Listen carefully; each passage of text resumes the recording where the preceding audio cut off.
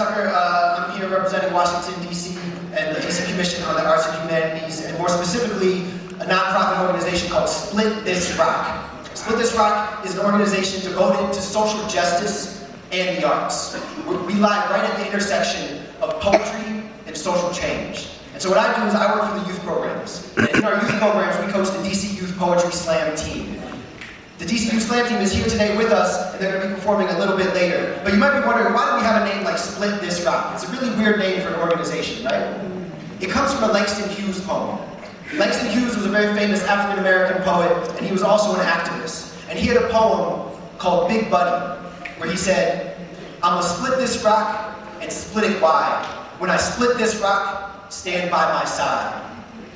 And we looked through lots of poems looking for what we should name our organization. And we chose Split This Rock because to us, it encapsulated what we're here to do. We need to build allies in this movement. If we're really going to make change, we can't do it by ourselves. So we need people standing by our sides to do it. But the movements that we're working on, they're very difficult.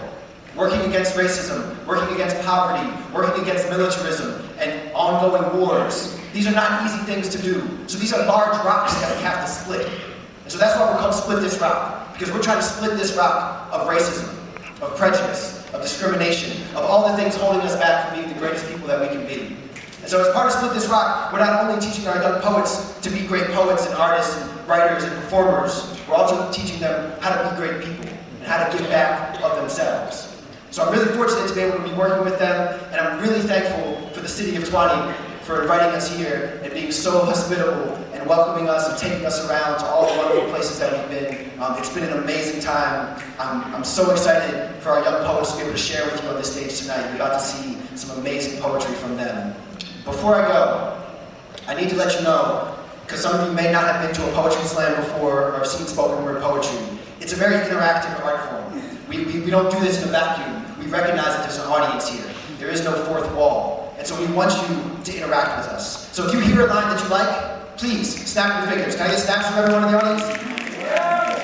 Even in the middle of the poem, while someone's still speaking, if you hear a line that you like, please give a snap. Feel free to say nice, ooh, yeah. Any way that you can show love for the poet on that stage,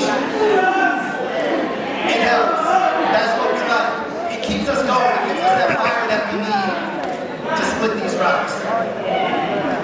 There's another noise that you can make to show love as well. I like to call it the sweet chocolate noise. Because when I have a piece of sweet chocolate in my mouth, I make a noise that sounds like this. I go, So if you hear a line that tastes really good, just feel free to go, On the count of three, I want this whole entire audience to do that. 1, 2, 3. That's the best noise that we can hear on stage. It lets us know that we're really connecting with you and that we're doing the right thing up here. So, without further ado, I've explained myself, I've explained Split This Rock. We are so very happy to be here. Coming up next, I'm going to bring up another teaching artist from Split This Rock. Her name is Elizabeth Acevedo. She's an amazing poet. Y'all please put your hands together. Show some love.